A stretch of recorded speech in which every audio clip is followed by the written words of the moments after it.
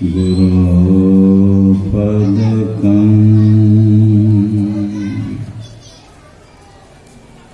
कृपासिन्धो नररूपहरे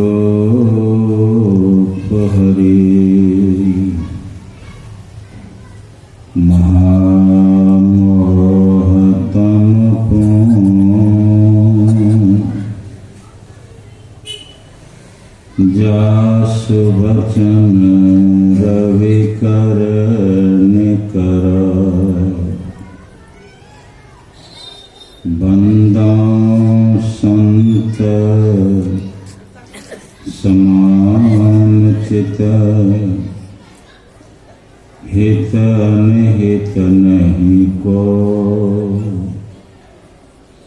अंजुलिगत शुभ सुमन जिमें सम सुगंध कर दो। संत सरल चित जगत हित जानि स्वभाव स्नेह बाल विनय सुनि करे कृपा राम चरण रति दे। धन्य धन्य सतगुरु सुखद महिमा कही न जाए। जो कुछ कहूँ तुम्हारी कृपा मोते कछो न बसा।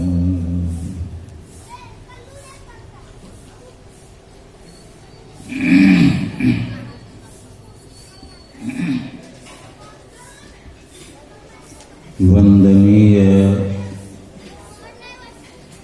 साधु समाज,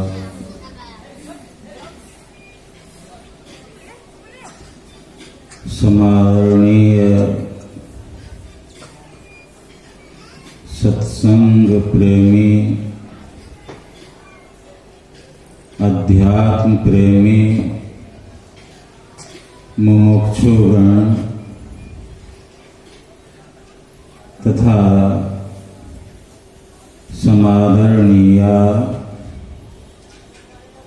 भक्तिशीला धर्मपरायणा माताओं एवं बहनों, महाभारत में एक उपाख्यान है। एक गरीब ब्राह्मण गरीबी से ऊब कर चला गया जंगल। वृक्ष पर चढ़कर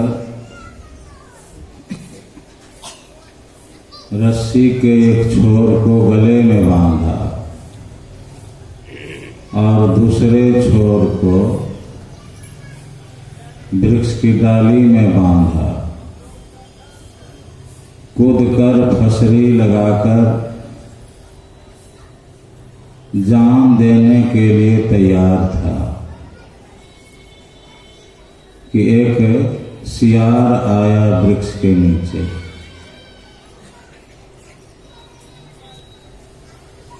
मनुष्य की भाषा में बोलने लगा,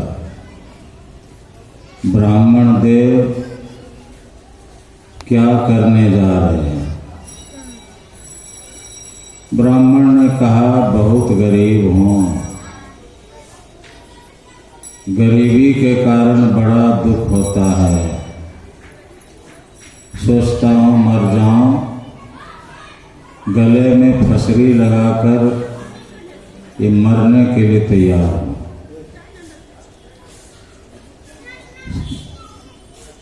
सियार ने कहा, अच्छी बात है, बहुत गरीब हैं, बहुत दुख होता है, आत्महत्या करने के लिए तैयार है। किसी भी काम को करने के पहले अच्छी तरह से सोच लेना चाहिए। सियार ने ब्राह्मण से कहा, किसी भी काम को करने के पहले जो सोचते विचारते हैं उनको बुद्धिमान कहते हैं। कर्म करते हुए जो सोच विचार करते हैं उनको सतर्क कहते हैं। कर्म बिगड़ जाने पर जो पश्चाताप करता है उसको मूर्ख कहते हैं।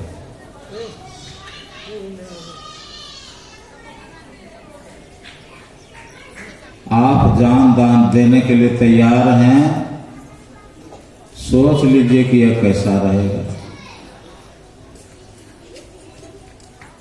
सियार ने अपनी पीठ दिखाई, देखिए मेरी पीठ में कितने कांटे चुभे हुए हैं और कितने घाव हैं।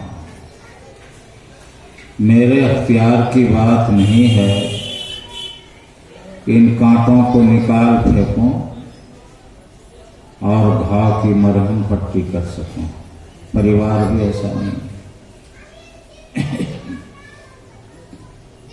लेकिन यह लाचारी आपके साथ नहीं है। आप तो भगवत कृपा से उस मनुष्य शरीर को प्राप्त किए हुए हैं जिसे पाने के लिए स्वर्ग में देवता भी तरसते हैं। और नाहक फांसी लगा के इस अनमोल शरीर को बर्बाद करने जा रहा है।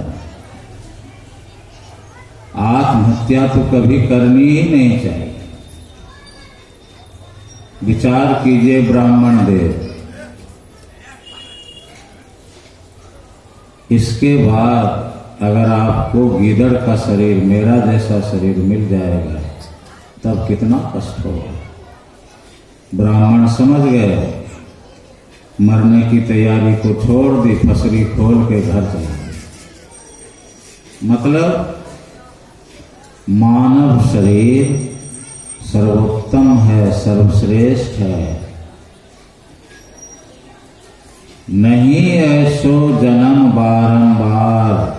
गुरु नानक देव जी महाराज ने कहा, बार बार ऐसा शरीर, ऐसा जन्म नहीं मिलता है। नहीं ऐसो जन्म बारंबार, का जानी कछु पुण्य प्रगट भयो, तेरो मानुखा अवतार। पता नहीं कौन सा पुण्य प्रकट हुआ जो तुम मनुष्य शरीर में अवतरित हुए हो। ऐसा शरीर बार बार नहीं मिलता। संत कबीर साहब ने भी कहा, बार बार नरदेह नहीं यह वीर रे, चेत सके तो चेत कहे कबीर रे। मीराबाई कहती हैं, मनुखा जन्म पदार्थ पायो, ऐसी बहुरी नहीं आती।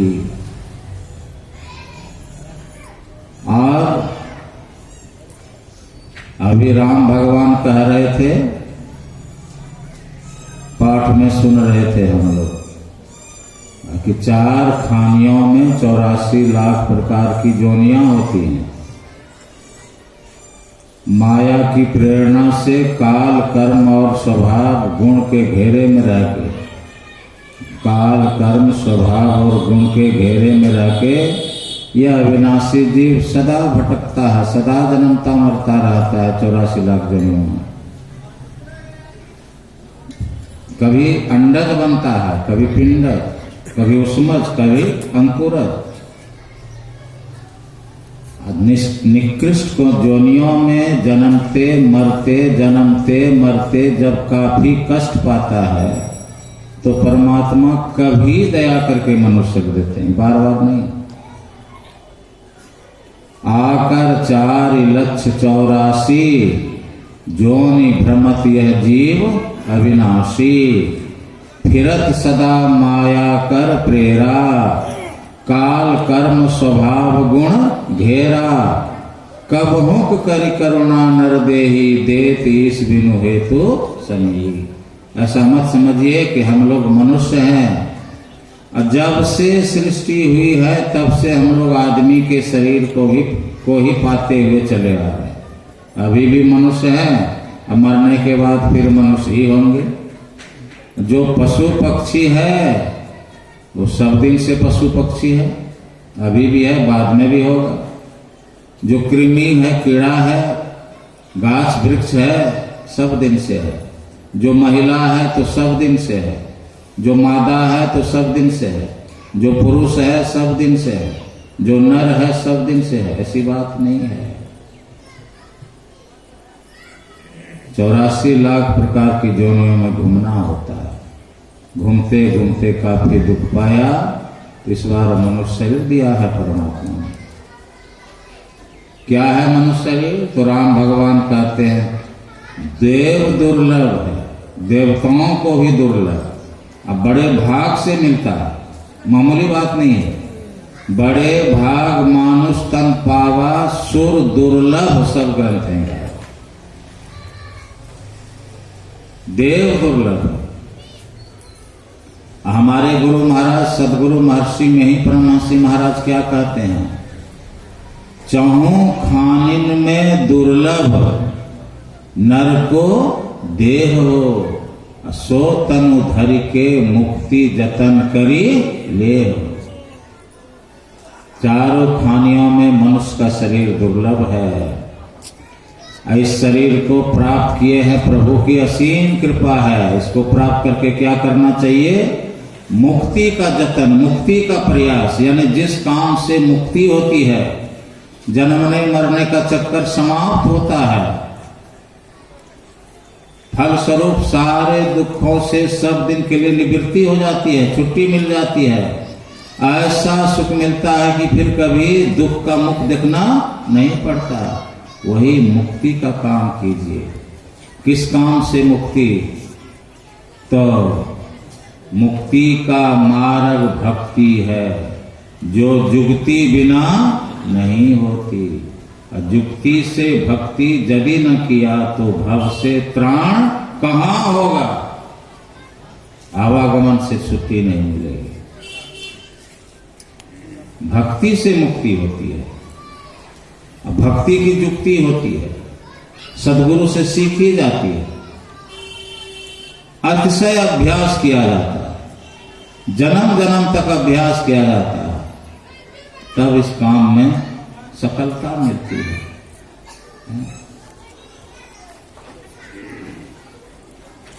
सजनों, एक राजा जंगल गया शिकार करने।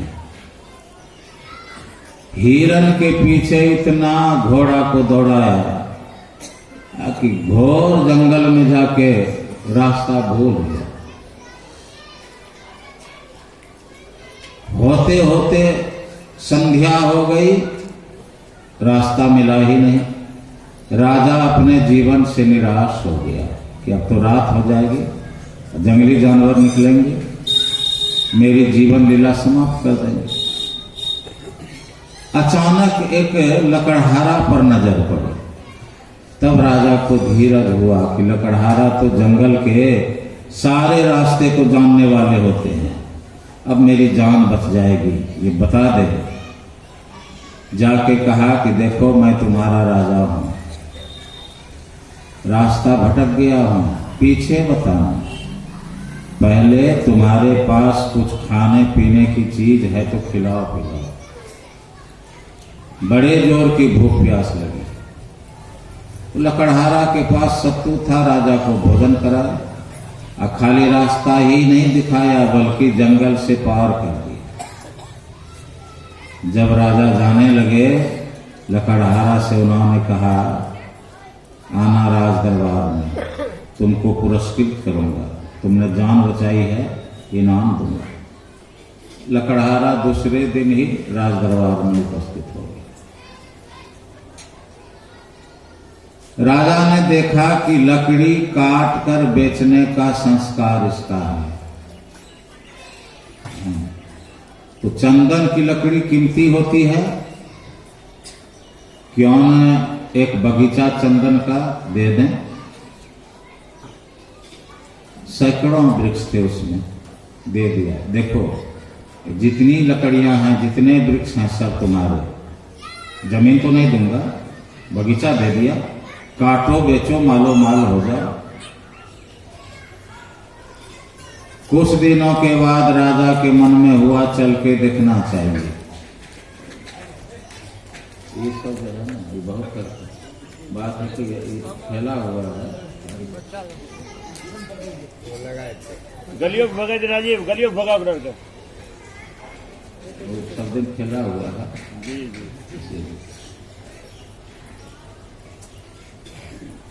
बोलिए प्रेम से श्री सद्गुरु महाराज की जय। लकड़हारा ने जान बचाई है, चल के देखना चाहिए उसकी क्या स्थिति है। पहले बगीचा गए, जो दे दिए थे, देखा 3 हिस्से वृक्ष कटे हुए। राजा के मन में हुआ अब तो लकड़हारा अमीर हो गया होगा, 3 हिस्से वृक्ष बेच दिए। चंदन की लकड़ी कीमती होती है। राजा के वहां जाने पर, उसके घर पर जाने पर लकड़हारा हाजिर हुआ। पहले से भी स्थिति खराब। राजा ने पूछा कि सारा धन तुमने क्या कर दिया? फटेहाल हो, बदहाली है, शरीर पर बढ़िया से कपड़ा नहीं है, शरीर में कोई रौनक नहीं है, लगता है बढ़िया खाना तुमको नहीं मिल रहा, घर पर छप्पर नहीं है बढ़िया से। 3 रास्ते जबरदस्त होते हैं धन की बर्बादी के। 3 में एक भी है तो जबरदस्त रास्ता है बर्बादी का। तीनों हो जाए तो फिर क्या कहना। एक तो वेश्यागामी होना, कितना हो धनवान है, वेश्यागामी हो गए, सब खत्म। दूसरी आदत बुरी, शराब पीने की, धन की बर्बादी का ये जबरदस्त रास्ता है। और तीसरी आदत जुआ खेलने की। नहीं, तीनों बुरी आदत तुम्हारी हो गई है। 3 हिस्से वृक्ष तुमने बेच दिए। लकड़हारा ने कहा कि मेरी आमदनी पहले की तरह है।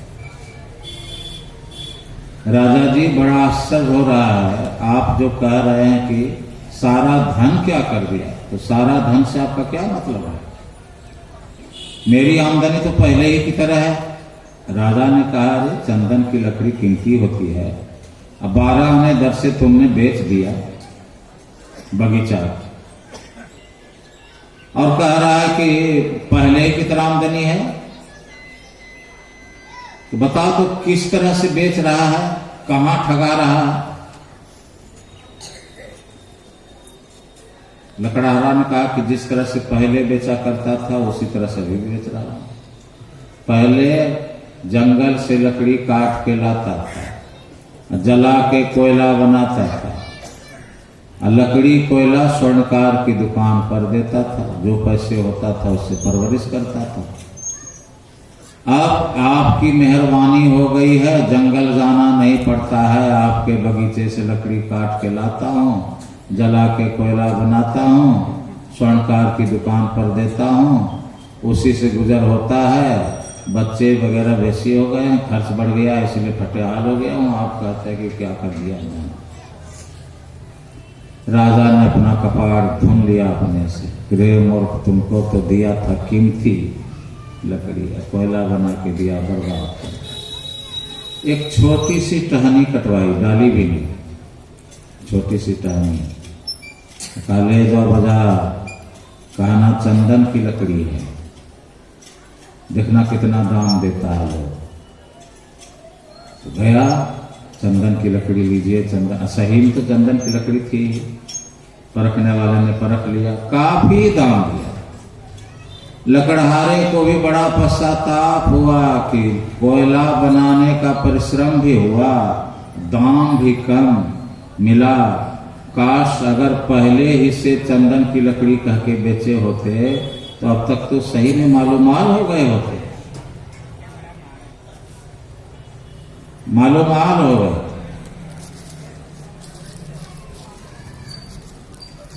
जो कुछ बचा खुचा वृक्ष था उसको चंदन की तरह बेचा, उसी से बहुत हद तक उसकी आर्थिक स्थिति में सुधार हो गया।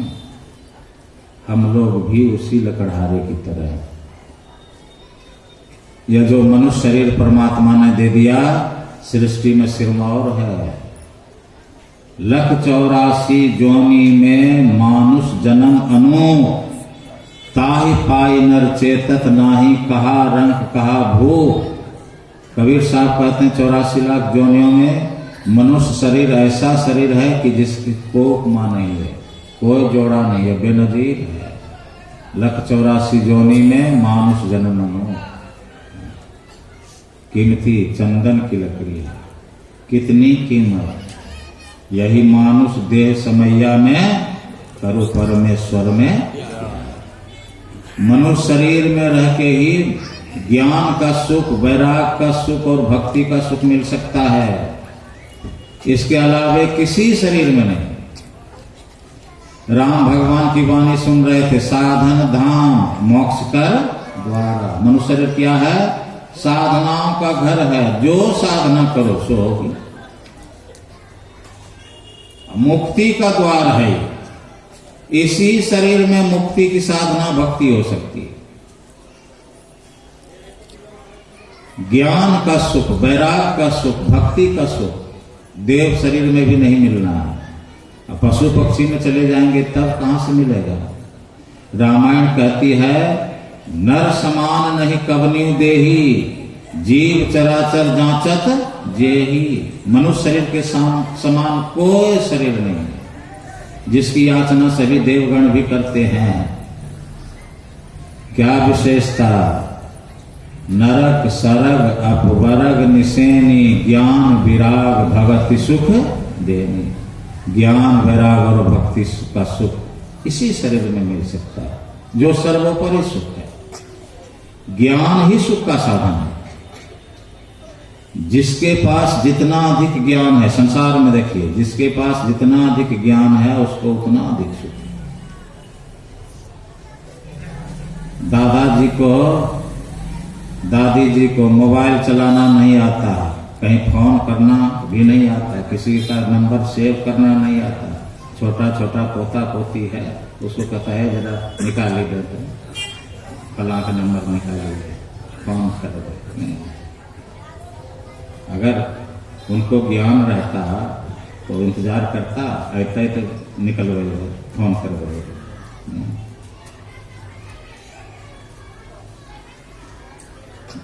जितना विशेष ज्ञान उतना विशेष सुख। सबसे बड़ा ज्ञान अगर हो जाए, सबसे बड़ा ज्ञान, तो सबसे बड़ा सुख मिलेगा कि नहीं? स्वाभाविक है। सबसे बड़ा सुख हो जाए तो सबसे बड़ा ज्ञान हो जाए तो सबसे बड़ा सुख मिलेगा। अच्छा विचार कीजिए तो सबसे बड़ा क्या है? जिससे बड़ा कोई नहीं है, वह तो परमात्मा है। सबसे बड़ा परमात्मा। अब परमात्मा का प्रत्यक्ष ज्ञान हो जाए तो सबसे बड़ा सुख मिलेगा कि नहीं? सर्वोपरि सुख मिलेगा। किसको होगा परमात्मा का सबसे बड़ा का ज्ञान? सबसे बड़ा ज्ञान किसको होगा? पशु पक्षी को होगा। गाय को प्रेम से पालते हैं, माँ का दूध तो कुछ महीने पीते हैं, पहले कुछ साल पीते थे, अब तो कुछ महीने पर भी आफत हो गया। लेकिन गाय का दूध तो, माँ का दूध तो कुछ महीने, और गाय का दूध तो जीवन भर। बहुत प्रेम से अच्छे नस्ल की गाय पालते हैं, अच्छे नस्ल का कुत्ता पालते हैं। कितने लोग प्रेमी हैं, बाघ पालते हैं, मोर पालते हैं, तोता पालते हैं, भैंस पालते हैं। इन सबको कहिए कि स्कूल में जाके हिंदी पढ़ो। गाय बैल कुत्ता घोड़ा गधा हिंदी पढ़ सकता है ना स्कूल जाके? अच्छा, हिंदी में पढ़ सकते हो तो अच्छा अंग्रेजी सीख लो, बीए में कर लो, अंग्रेजी में काम देगा। आर्ट्स पढ़ो, नहीं तो साइंस पढ़ो, फिजिक्स पढ़ो, केमिस्ट्री पढ़ो, एडवांस पढ़ो, एलिमेंट्री पढ़ो, बायोलॉजी पढ़ो, पढ़ेगा ऐसा नहीं। कंप्यूटर का ज्ञान सीखेगा, बीसीए एमसीए करेगा नहीं। मेडिकल करेगा, कुछ कर सकता है पशु पक्षी नहीं। ये आदमी ही ना सब करता है। आदमी आर्ट्स पढ़ता है, आदमी साइंस पढ़ता है, कॉमर्स पढ़ता है कि नहीं? आदमी ही मेडिकल पढ़ता है, आदमी ही इंजीनियरिंग पढ़ता है।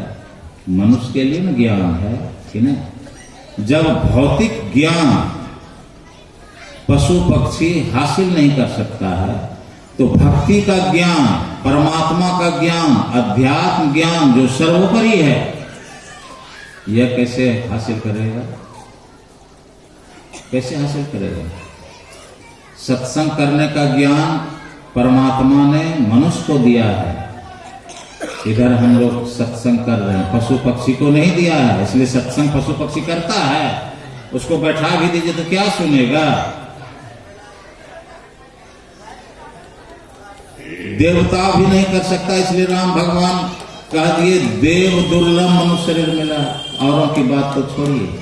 इसलिए बाबू इस बार हम सबों को मौका मिला है, मौका मिला है। क्या मौका? फिर दोबारा नीचे नहीं जाएं, पशु पक्षी में नहीं चले जाएं, दोबारा नरक नहीं जाएं। बहुत बार नरक गए, बहुत बार घोड़ा कुत्ता बने, सुअर बने। अब ऐसा काम करें कि फिर नरक नहीं जाना पड़े, फिर पशु पक्षी में नहीं जाना पड़े, बार बार मनुष्य शरीर मिले।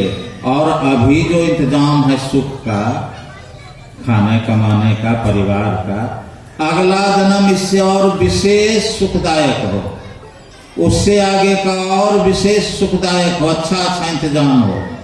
बार बार संसार का भी बढ़िया बढ़िया इंतजाम वाला जीवन प्राप्त करते हुए, बार बार स्वर्ग प्राप्त करते हुए, बार बार मनुष्य शरीर प्राप्त करते हुए एक दिन परमात्मा को भी प्राप्त कर लें, जिसके बाद किसी तरह का दुख नहीं रह जाता। ऐसा सुख मिलता है कि सुख कभी खत्म ही नहीं होता। ऐसा काम करें। तो ऐसा काम क्या है? परमात्मा की भक्ति का शुभारंभ कर लो। गुरु से सीखो कैसे भक्ति की जाती है। फिर से मनुष्य शरीर प्राप्त करने के लिए, बार बार मनुष्य शरीर प्राप्त करने के लिए, बार बार स्वर्ग प्राप्त करने के लिए, क्रमशः उत्तम जीवन प्राप्त करने के लिए एक ही उपाय है, परमात्मा की भक्ति। परमात्मा की भक्ति। भक्ति बिना नहीं निस्तरे, लाख करे जो को, शब्द सनेही हुए रहे, घर को पहुंचे सो। हम लोग खाली कमाने खाने के लिए, संतान सुख भोगने के लिए मानव जीवन प्राप्त करके यहाँ नहीं आए। हम लोगों को भगवान ने भेजा है। राम भगवान क्या कह रहे हैं? संसार दुखों का अथाह सागर है।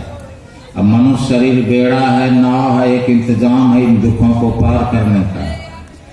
और मल्लाह खेल करके पार उतारने वाले संत सदगुरु हैं। दुर्लभ साध यह है। जो मनुष्य शरीर प्राप्त करके ऐसे सात समानों को भी प्राप्त करके भवसागर पार उतरना नहीं चाहता, वो तो आत्महत्या की गति में जाता है। महाकृतघ्नि है। नर्तन भव बारिधि कह बेरो, सन्मुख मरुत अनुग्रह मेरो, कर्णधार सदगुरु दृढ़ नावा, दुर्लभ साध सुलभ करि पावा, जो न तरई भव सागर, नर समाज पाय, सोकृत निंदक मंदमति, आत्म हनगति जा। ये पाठ में हम लोग सुन रहे। यही तनु कर फल विषय नो भाई, स्वर्ग और स्वल्प अंक दुखदायी। यहाँ समूचे संसार का विषय भोग सुख शांति नहीं दे सका तो क्या आश्चर्य, इससे हजारों गुना अधिक स्वर्ग का सुख होता है। और स्वर्ग का भी सुख मिल जाए, प्राप्त कर सको, तो वह भी थोड़ा है, ओछा है, अंत में दुख ही देने वाला है। इसलिए मनुष्य शरीर प्राप्त करके विषय भोग में मत फंसेगा। यही तनु कर फल विषय न हो।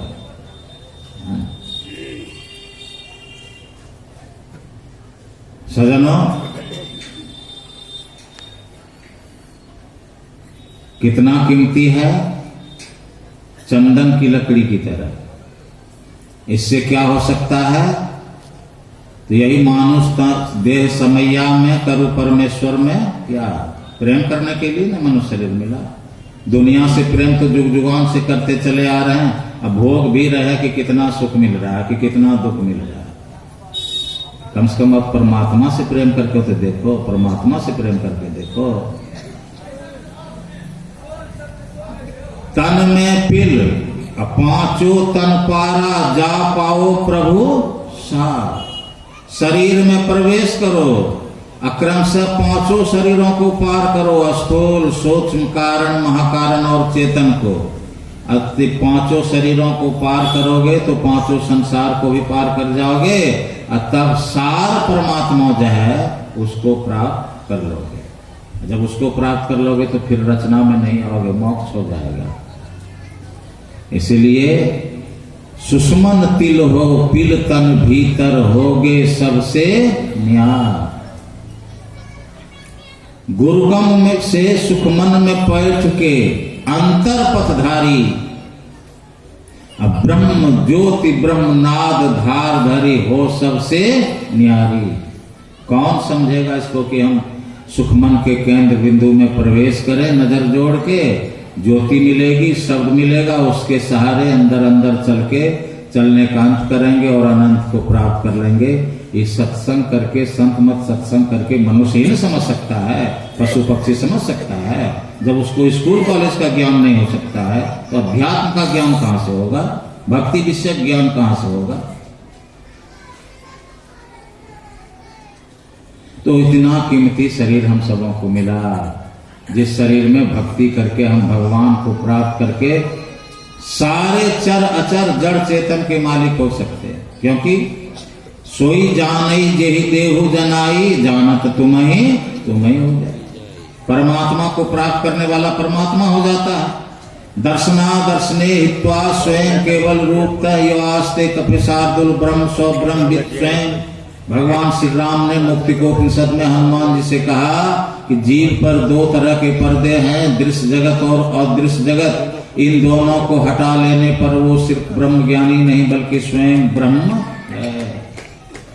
और कबीर साहब ने भी कहा, लाल लाल जो सब कोई कहे सबकी गांठी लाल, गांठी खोल के पर कहना ही तासों भयो कंगाल। और लाली मेरे लाल की जित देखो तित लाल, लाली खोजन मैं गई मैं भी हो गई लाल।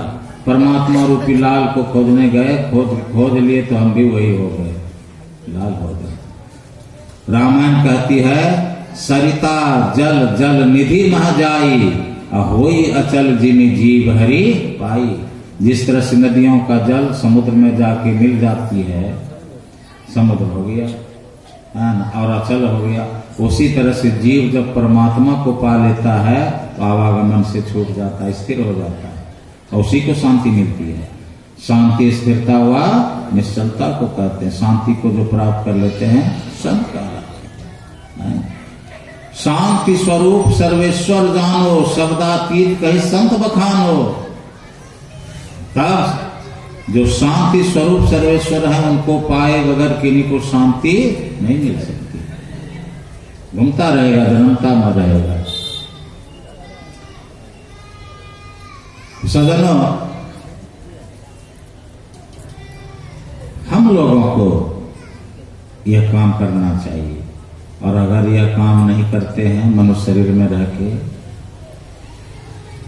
गुरु से सीखते नहीं हैं, अभ्यास करते नहीं हैं, ध्यान अभ्यास, भक्ति में तो सत्संग भी कर रहे हैं तो भक्ति है। प्रथम भगवती संतन कर संग, कथा सुन रहे हैं भक्ति है? स्तुति करते हैं भक्ति में, प्रार्थना करते हैं भक्ति में, उपासना करते हैं। जब ध्यान करने को उपासना कहते हैं, और उपासना के बगैर भक्ति की गर्दन कट जाती है। उपासना में मानस जप है, मानस ध्यान है, ज्योति जोग है और सुरत शब्द योग है। इसी शरीर में इसको समझेंगे, इसी शरीर में इसको कर सकेंगे। कैसा शरीर है? खाली कमाओ खाओ संतान सुख भोगो, अगर यही में है तब तो पारसमणि पत्थर को फेंक दिया और कांच का टुकड़ा चुन रहे कि 2-4-5 किलो होगा, कबाड़ी की आग बेच के उधर से आटा चावल कुछ खाना का लावेंगे, चूल्हा जलेगा, बड़ी जोर भूख लग गई है ना। नरक सरग अपवर्ग निसेनी, ज्ञान विराग भगति सुख देनी, सो तनु धरी हरि भजहिन जे नर हो ही विषयरत मंद मंद तर, कांच किरीच बदले थे ले ही करते ढारी परसमणि देनी। हाथ में पारस है जिसमें जितना लोहा सटा सब सोना होगा। ये सोना बनाने की मशीन पारसमणि को फेंक दिया, रोड पर कांच का टुकड़ा चुन रहा है। कैसा मूर्ख! अगर मनुष्य शरीर प्राप्त करके भक्ति नहीं करते हैं, विषय भोग को बटोर रहे हैं, तो वही पारसमणि पत्थर को फेंक दिया और कांच चुन रहे। राम भगवान भी कहते हैं, नर तन पाई विषय मन देहि, पलट सुधाते सठ विष लेहि। मनुष्य शरीर प्राप्त करके विषय भोग में मन लगाते हैं। आंख से रूप, कान से शब्द, नाक से गंध, जीवा से रस, चमड़ा से जो स्पर्श का होता है सुख भोगते हैं। विषय भोग इसी को कहते हैं। ये तो दुख ही है। मृगवार सम सब ही प्रपंचन, विषय सब दुख रूप है। रोज पाठ करते हैं, निज सूरत को इनसे हटा प्रभु में लगाना चाहिए। रोज पाठ करते। इसी विषय भोग के चलते 84 लाख जोनियों में घूम रहे हैं और बार बार नरक जा रहे हैं। इंद्रिय विषय के कारण सहे नरक की आचा हो, कहे कबीर हरि जब मिले हरिजन हो साचा। कबीर साहब ने कहा और तुलसीदास जी महाराज ने कहा विनय पत्रिका में, जब लगी नहीं निज हृदय प्रकाश, और विषय आस मन माही, तुलसीदास तब लगी जग जोनी, भ्रमत सपने हो सुख नहीं। जब तक विषयों की आशा लगी रहेगी कि विषय भोगते तो सुख मिलता, भोगने की बात तो छोड़िए, अरे आशा भी मन में है कि विषय भोग भोगते तो सुख मिलता, तो संयम नहीं हो रहा है ना। संयम यह न विषय की आशा, संयम नहीं हो रहा है विषय की आशा अगर है तो इसका दुष्परिणाम यह कि 84 लाख जोनियों में भटकेंगे, है ना। 84 लाख जोनियों में। इसलिए राम भगवान हिदायत करते हैं, मनुष्य शरीर विषय भोग के लिए नहीं, मनुष्य शरीर योग के लिए मिला है। दरिया साहब कहते हैं, दरिया नर्तन पाई के किया न राम उचार, बोझ उतारन आइया सुलिए चले सिर भार। मनुष्य शरीर प्राप्त करके अगर राम का उच्चारण अर्थात भजन नहीं किया तो आए तो थे बोझा उतारने के लिए। जन्म जन्म का जो पाप का कर्म का बोझा था उसको उतारने के लिए, हल्का करने के लिए आए थे। और तो रहिए गया, उल्टे इधर और बोझा बांध दिया। आए थे बोझ उतारन आइया, लिए चले सिर भार। तरह तरह का भार। भारो अविवेकिन शास्त्रम, भारो ज्ञानं चौरागिनः, अशांतस्य मनोभारो, भारो अनाथ विदो बपो। अर्थात अविवेकी के लिए शास्त्र भार है, रागी के लिए ज्ञान भार है, अशांत मनुष्य के लिए मन भार है, और जो आत्मज्ञानी नहीं है उसके लिए तन भार है। इस सब भार को उतारना होगा ध्यान योग से। इसी के लिए आए एकमात्र उपाय। इस सब तरह का संकट तब छूटेगा जब ध्यान करेंगे। हनुमान चालीसा में क्या लिखा हुआ है? हनुमान जी संकट मोचन है। हनुमान की पूजा करते हैं, काहे? संकट से घिरे हैं, संकट खत्म हो जाए। संकट मोचन है ना, इसीलिए लड्डू चढ़ाते हैं, ध्वजा चढ़ाते हैं, सिंदूर चढ़ाते हैं, हनुमान चालीसा पढ़ते हैं, हनुमान की पूजा करते हैं। इस तरह से और उसी हनुमान चालीसा में पढ़ते सुनते हैं कैसे संकट कटेगा। पढ़ते सुनते हैं लेकिन गौर नहीं करते। संकट से हनुमान छुड़ावे। कब छुड़ावे? मन क्रम वचन ध्यान जो लावे। यही न है कि मन से वचन से कर्म से ध्यान, ये न कि मन में कुछ और बात है, मुंह में वचन कुछ और है, कर्म कुछ और ही कर रहे हैं, ध्यान भी कर रहे हैं, तब संकट से हनुमान नहीं छुड़ावेंगे। कितना लड्डू चढ़ाइए, एक चौपाई को पकड़िए, हनुमान चालीसा की एक चौपाई को अगर पकड़ेंगे, जीवन में उतारेंगे, निहाल हो जाएंगे। ऐसे एक चौपाई को दरकिनार करके कितना हो कुछ करते रहेंगे, कुछ नहीं मिलेगा। आत्मोन्नति जिससे होती है उसमें से कुछ नहीं मिलेगा। संकट से हनुमान छुड़ावे, मन क्रम वचन ध्यान जो लावे। यह नहीं है कि संकट से हनुमान छुड़ावे जो कोई लाके लड्डू चढ़ावे। संकट से हनुमान छुड़ावे जो गंगा कोसी कुरुक्षेत्र कौन कौन नदी सब गिन रहे थे आप लोग, नहावे, है न? ये सब नई बात है। एक बात, संकट से हनुमान छुड़ावे, मन क्रम वचन ध्यान जो लावे। पापों से छुड़ाने वाला एकमात्र ध्यान योग, सामवेद के ध्यान बिंदु उपनिषद में पढ़िए। यदि शैल समं पापं विस्तीर्णम बहुयोजनम विद्यते ध्यान योगेन नान्यो भेदः कदाचन। क्या अर्थ हुआ? कई योजन तक फैला हुआ पहाड़ के समान यदि पाप समूह है तो ध्यान योग से वह नष्ट हो जाता है। और इसके समान पापों का नाश करने वाला कभी कुछ नहीं हुआ। मन पापों से छुड़ाने वाला, पापों को नाश करने वाला और आपको निष्पाप कराने वाला एकमात्र क्या है? ध्यान योग। श्री जवाल दर्शनोपनिषद में है, चित्तं अंतर्गतं दुष्टं तीर्थ स्नानैर नातु शुद्धति सत्सो अपि जलैर धोतं सुरा भांडम निवासुचि। क्या अर्थ हुआ? भीतर में रहने वाला दूषित चित्त तीर्थ स्नान से शुद्ध नहीं होता। जिस तरह से सैकड़ों बार भी मदिरा का पात्र सैकड़ों बार भी जल से धोने से शुद्ध नहीं होता। जिस बर्तन में शराब रखी हुई हो 100 बार पानी से धो दीजिए, शुद्ध हो जाएगा। जिसमें गंगा जल भर के उस बर्तन से, उस बोतल से शिव जी को चढ़ा देंगे, नहीं, शुद्ध होता ही नहीं। जिस तरह से मदिरा का पात्र सैकड़ों बार भी जल से धोने से शुद्ध नहीं होता, ठीक इसी तरह से भीतर में रहने वाला दूषित चित्त तीर्थ स्नान से पवित्र नहीं होता। तुलसीदास जी महाराज ने भी विनय पत्रिका में लिखा, अंतर विषय मलिन मन अति तनु पावन करिए पखारे। भीतर में मन मलिन हो गया है। कैसे? विषय भोग भोग के, जब से सृष्टि है तब से इन्हीं इंद्रियों के सुखों के पीछे दीवाने बनते चले आ रहे हैं और मन मलिन हो गया, बिल्कुल गंदा। और इसको शुद्ध करने के लिए पवित्र जल में स्नान करते हैं, कुंभ नहाते हैं, त्रिवेणी नहाते हैं। अंतर विषय मलिन मन अति तनु पावन करिए पखारे। तो यह किस तरह से प्रयास रहा? तो तुलसी कहते हैं कि सांप बिल में है, अब बहुत तरह से बिल को पीटते हैं कि सांप मर जाएगा। मरई न उरग अनेक जतन बल्मीक विविध विधि मारे। माधव मोह फांस क्यों टूटे, बाहर कोटि उपाय करिए अभियंतर ग्रंथि न छूटे। बाहर करोड़ों उपाय करने से अपने अंदर का जो गांठ गिरा है माया का, ये नहीं खुलेगा, ध्यान योग से खुलेगा। चेतन जड़ दोनों मिल गया, दोनों माया जड़ है और विद्या माया, चेतन है विद्या माया। जड़ विहीन अकेली चेतन आत्मा परमात्मा को देखेगी।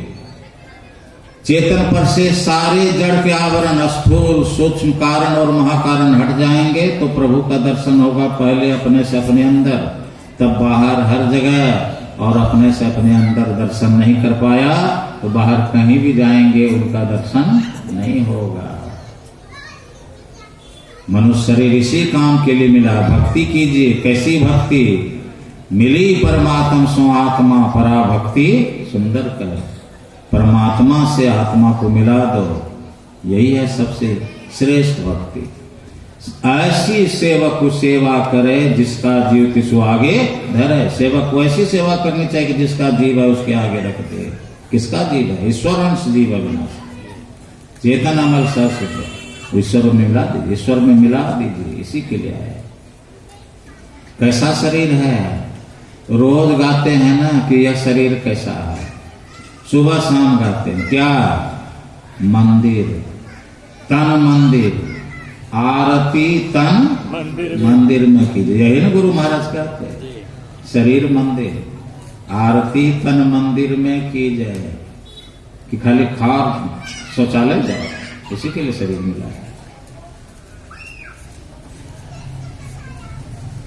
यही घट चंदा, यही घट सूर, यही घट बाजे अनहत्तूर, यही घट बाजे तबल निशान, बहिरा शब्द सुने नहीं कान। कैसा है यह शरीर? परमात्मा का प्रकाश और परमात्मा का शब्द इसमें है, जो सहारा है परमात्मा तक जाने का। और स्वयं परमात्मा भी शरीर में विराजमान है। आओ बेटा, तुम ज्योति और सब को पकड़ के आओ मेरे पास। स्वयं बैठे।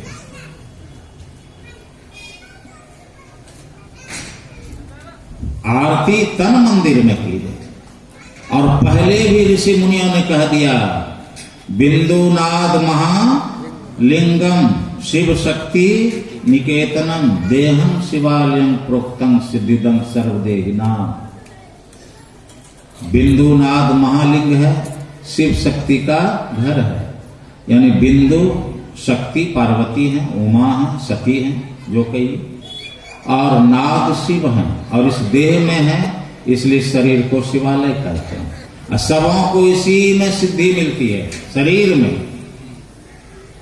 और दूसरे मंत्र में आया बिंदुनाद महालिंगम विष्णु लक्ष्मी निकेतनम। देखिए कैसा शरीर है अपना।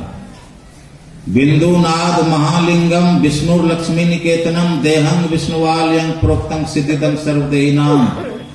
अर्थ हुआ कि बिंदुनाद महालिंग है, विष्णु लक्ष्मी का घर है, बिंदु लक्ष्मी है, लक्ष्मी अवतार रुक्मणी कहिए, लक्ष्मी अवतार सीता कहिए, राधा को तो रुक्मणी से विशेष कह दिया गया है ना। ब्रह्म वैवर्त पुराण। और नाग जो है वो विष्णु है, विष्णु अवतार राम कहिए, विष्णु अवतार कृष्ण कहिए, एक ही बात है। तो वो बिंदु और नाग, लक्ष्मी और विष्णु इसी शरीर में है। इसलिए इसको क्या कहते हैं? विष्णु वाले, ठाकुर वाली।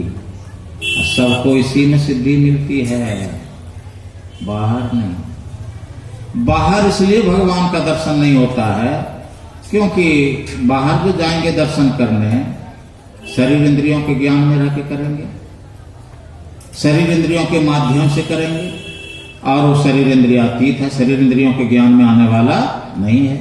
हमारे पास 14 इंद्रियां हैं, 5 ज्ञान की, आंख कान नाक जिह्वा चमड़ा, 5 कर्म की, हाथ पैर मुंह गुदा लिंग, ये 10 इंद्रियां स्थूल शरीर में लगी हुई है, दिखाई पड़ती है। 4 इंद्रियां भीतर होती हैं, सूक्ष्म से भी ऊपर कारण शरीर में इसकी रचना है। मतलब कारण जगत में पहले निरेंद्रीय सृष्टि हुई है जिसमें समय और स्थान बना है, टाइम एंड स्पेस। और उसी कारण जगत में तब सेंद्रीय सृष्टि हुई जिसमें मन बुद्धि चित्त और अहंकार, ये चतुष्ट अंतःकरण बने हैं। तो कुल मिला के 14 इंद्रियों से हम लोग जुड़े हुए हैं। इन 14 में से एक भी परमात्मा की पहचान नहीं कर सकती है, परमात्मा का ज्ञान नहीं कर सकती है, या 14 हो मिलके नहीं, क्योंकि परमात्मा बड़े बारीक हैं और ये इंद्रियां माया के मसाले से बनी हुई हैं। माया ही का ज्ञान कर सकती है, या माया की भी ठीक ठीक पहचान नहीं कर सकती है। हवा क्या है? माइक तत्व है, लेकिन आंख से हवा को देख सकते हैं। दृष्टि शक्ति से हवा सूक्ष्म है, इसलिए दृष्टि शक्ति में हवा नहीं आती है। और जब हवा नहीं आती है तो हवा का बनाने वाला परमात्मा तो और अधिक सूक्ष्म है, उसको इस आंख से कैसे देखोगे? गर्मी को इस आंख से देख सकते हो?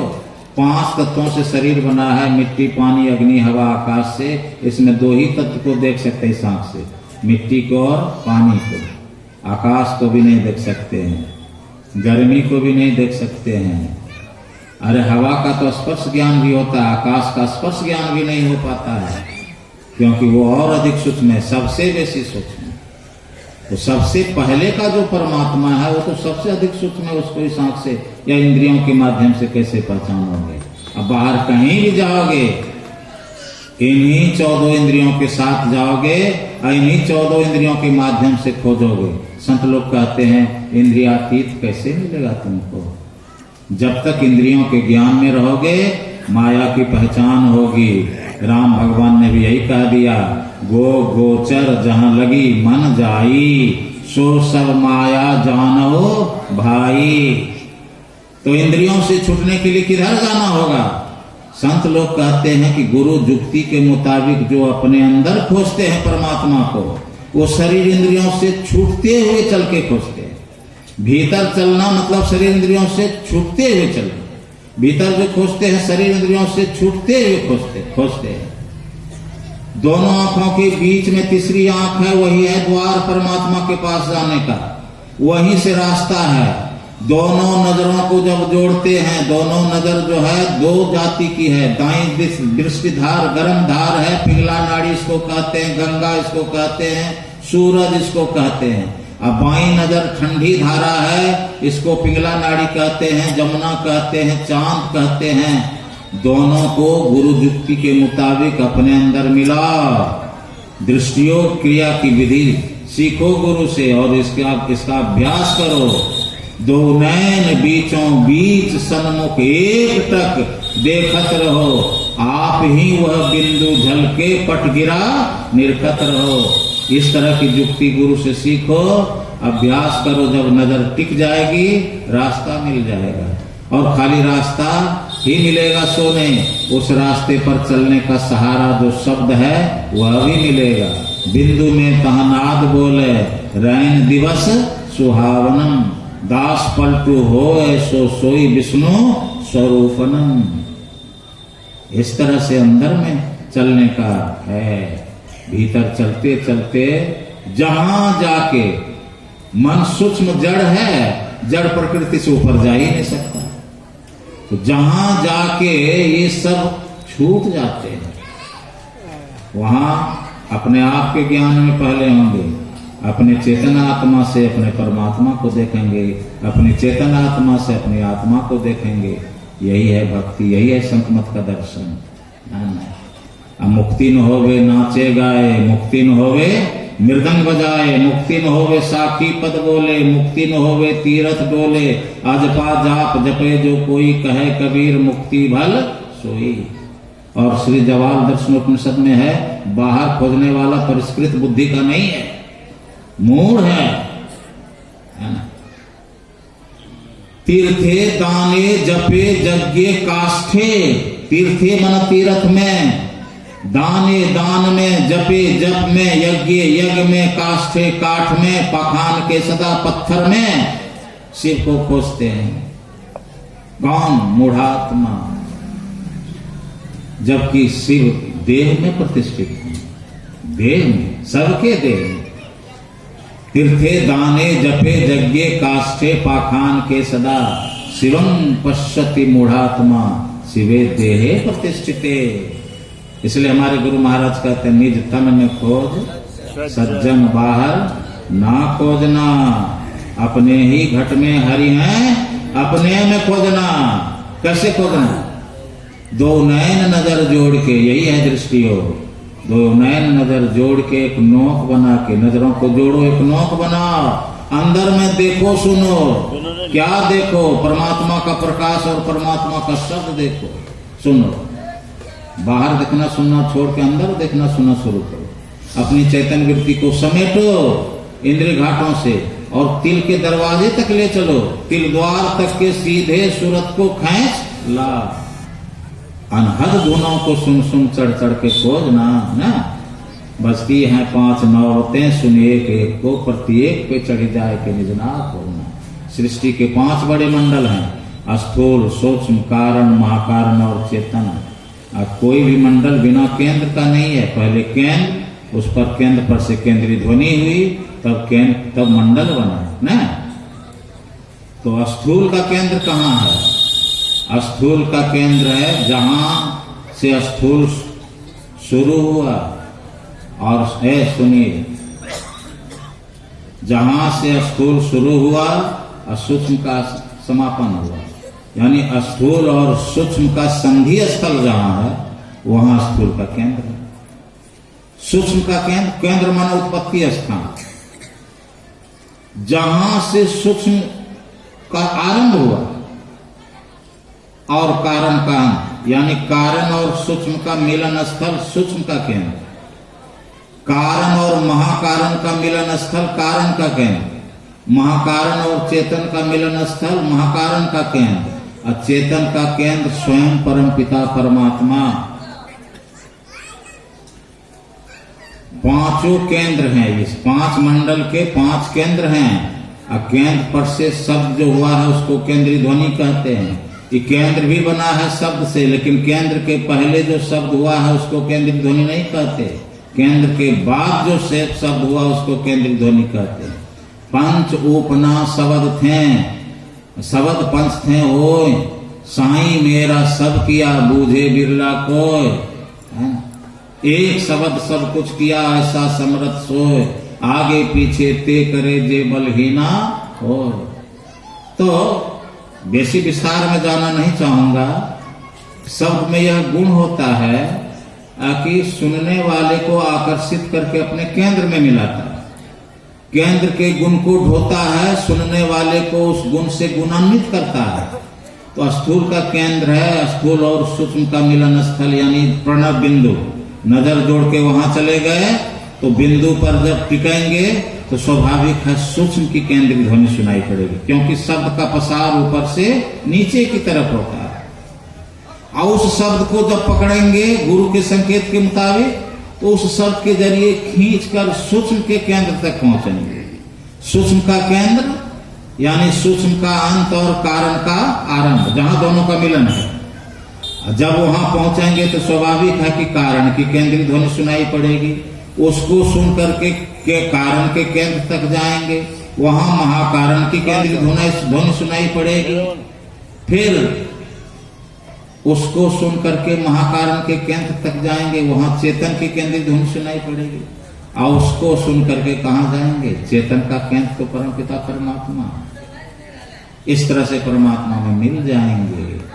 यही है, बजती है 5 नौबतें, सुन एक एक को, प्रत्येक पे चढ़ी जाए के निजना खोजना। पंचम बजाएं दुर्घर से जहां आप विराजे, गुरु की कृपा से मैं ही तहां पहुंची। काहे बीच में चले आते हैं मोटरा मोटरी लेके, उधर नहीं रख सकते हैं, कोई लेके भागा जा रहा है।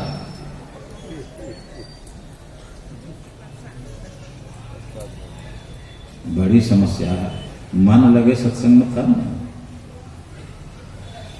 गुरु की कृपा से, गुरु की कृपा से मैं ही कहां पहुंची खोजन। मोक्ष मूलम गुरु कृपा, पहले के ऋषि मुनि यही बोले हैं। मूल ध्यान गुरु रूप है, मूल पूजा गुरु पांव, कबीर साहब ने लिखा है। मूल नाम गुरु वचन है, मूल सत्य सत्य। और पहले के ऋषियों ने क्या कह दिया है उपनिषद में? ध्यान मूलम, मूल मन जड़। ध्यान करना चाहते हो, ध्यान की जड़ है गुरु मूर्ति का ध्यान। ध्यान मूलम गुरु मूर्ति। पूजा करना चाहते हो, गुरु के चरणों की पूजा, पूजा की जड़ है। पूजा मूलम गुरुर पदम। मंत्र चाहिए तो गुरु का एक एक शब्द मंत्र है। एक एक वाक्य को तो छोड़ो, एक एक शब्द भी मंत्र है। मंत्र मूलम गुरु वाक्यम, वाक्य तो है ये, लेकिन एक एक शब्द भी मंत्र। मुक्ति चाहते हो तो मुक्ति की जड़ है गुरु की कृपा। मोक्ष मूलम गुरु कृपा। बिना गुरु की कृपा पाए नहीं जीवन उधारा। तो मनुष्य शरीर हम सबों को मिला है, कमाएं खाएं भजन करें, सत्संग करना चाहिए। गुरु धारण कर उनकी आज्ञा की चार दीवारी के अंदर अपने को रखना चाहिए। उनके उपदेश के परिवेश में अपने को रखना चाहिए। नित्य नियमित रूप से ध्यान अभ्यास करना चाहिए। और ध्यान अभ्यास में हमारी उन्नति हो, इसके लिए पंच पापों से हमको बचाना चाहिए न, झूठ, चोरी, नशा, हिंसा और व्यभिचार से मानव जीवन सफल हो जाएगा। और अगर गुरु से युक्ति नहीं लेते हैं तो फिर से मनुष्य शरीर भी नहीं मिल पाएगा। नानक बिन गुरु हुआ जन्मो हारी, बिन सतगुरु सेवे जोगुन होई, बिन सतगुरु भेटे मुक्ति न होई, बिन सतगुरु भेटे नाम पाइया न जाई, बिन सतगुरु भेटे महादुख पाई, बिन सतगुरु भेटे महागर्भी गुबारी। अब नानक बिन गुरु मुआ जन्मो हारी, बिना गुरु के मर गए, मानव जीवन हार गए। बचाना चाहिए हम लोगों को। यही आप सबों की सेवा में समयानुसार सुनाया। बहुत बहुत धन्यवाद है आप लोगों को। इस बड़ा सुंदर आप लोगों ने आयोजन किया है और इस शीतलहरी में भी आप लोग यहाँ आए हैं, माताएं, बहनें, भाई, बंधु, बच्चे, बच्चियाँ सत्संग कर रहे हैं। अहो भाग्य है, इस घोर समय में, कलिकाल में भी हम लोग सदगुरु महाराज की कृपा से संत मत सत्संग किया करते हैं। बड़े सौभाग्य की बात है, करते रहना चाहिए जब तक दम में दम है, जब तक सांस चलती है कभी भी सत्संग को नहीं छोड़ना चाहिए। यथाशक्ति त्रैकाल संध्या अवश्य करना चाहिए। मानव जीवन इसी के लिए मिला है और यही साथ जाएगा, कुछ साथ जाने वाला है नहीं। इस शरीर को जो लेके आए हैं ना, जन्मे हैं, यह भी साथ नहीं जाएगा। शरीर को लेके आया, इसको भी साथ लेकिन काया हंस संगी होया जाता जोगी किन्हू जामन मरण बहुरी वियोगी, तात है गोरख भैला जोगी, आवे संगे जाई अकेला, तात है गोरख राम रमेला। शरीर को साथ लेके आए, इसको भी साथ लेके नहीं जा सकेंगे, इसको भी साथ लेके नहीं जा सकेंगे, फिर क्या साथ लेके? हाँ, जो अच्छा बुरा काम करेंगे वो साथ जाएगा। तो बुरा काम तो यहाँ भी दुख देगा, आगे भी दुख देगा, उसको छोड़िए, भला काम कीजिए। और सबसे अच्छा काम है परमात्मा की भक्ति। जिस तरह से हाथी के पद चिन्ह में सारे जानवरों के चिन्ह समा जाते हैं, उसी तरह से परमात्मा की भक्ति एक ऐसी थैली है जिसमें सारे सद्गुण, सारे सत्कर्म समा जाते हैं। हम लोगों को स्वीकार करना चाहिए भक्ति। बोलिए प्रेम से श्री सद्गुरु महाराज की जय।